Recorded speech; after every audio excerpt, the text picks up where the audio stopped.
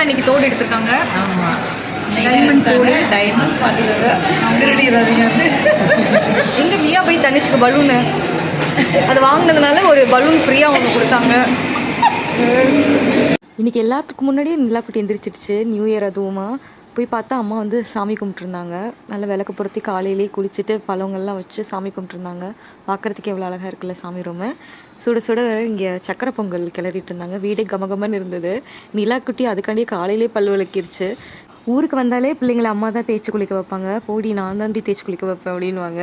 நைட்டே கோலம் போட்டுட்டோம். அந்த விலாகும் அப்லோட் பண்ணியிருக்கேன். எப்படி இருக்குது பாருங்கள் கோலம். இது என் பையன்ட்ட கேட்டதுக்கு அவன் சொல்கிறான் என்ன குப்புறப்படுத்திருக்கு நேராக படுக்காமல் அப்படின்றான். அப்புறம் 12 மணி ஆனோடனே வெடியெல்லாம் வெடிச்சிட்டு இருந்தானுங்க. ஃபஸ்ட்டு சரத்தை போட்டு ஆரம்பித்தானுங்க. இதான் நியூ இயர் ட்ரெஸ்ஸு அம்மா எடுத்து வச்சுருந்தாங்க.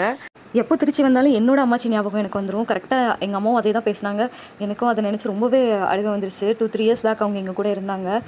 நான் ஊருக்கு வந்தேன்னா என்னை பார்க்குறதுக்கு ஆட்டோ எடுத்துகிட்டு வந்துடுவாங்க. இப்போ ரோட்டில் எந்த ஆட்டோ சவுண்டு போனாலும் எனக்கு அவங்க வர மாதிரியே ஃபீல் ஆகுது. I miss you so much அம்மாச்சி.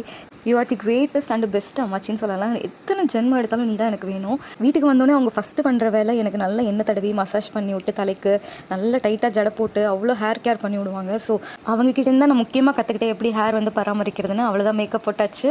சிம்பிளாக தான் இன்றைக்கி மேக்கப் போட்டிருக்கு. அம்மாவுக்கு பிடிச்ச மாதிரி குங்குமம்லாம் வச்சுட்டு கிளம்பியாச்சு.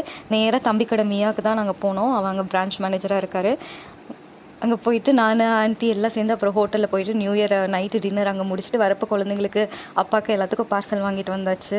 நாங்கள் ஷாப்பிங்க்கு போகிறதுனால அவங்கள கூட்டிகிட்டு போனால் செட் ஆகாதுன்னு சொல்லிட்டு பக்கத்து வீட்டில் விளையாட வச்சுட்டு நாங்கள் போயிட்டோம். நல்லா மூக்கு பிடிக்க சாப்பிட்டுட்டு நல்லா இந்த டே நல்லா போச்சு. Happy new year to all டூடல்ஸ்.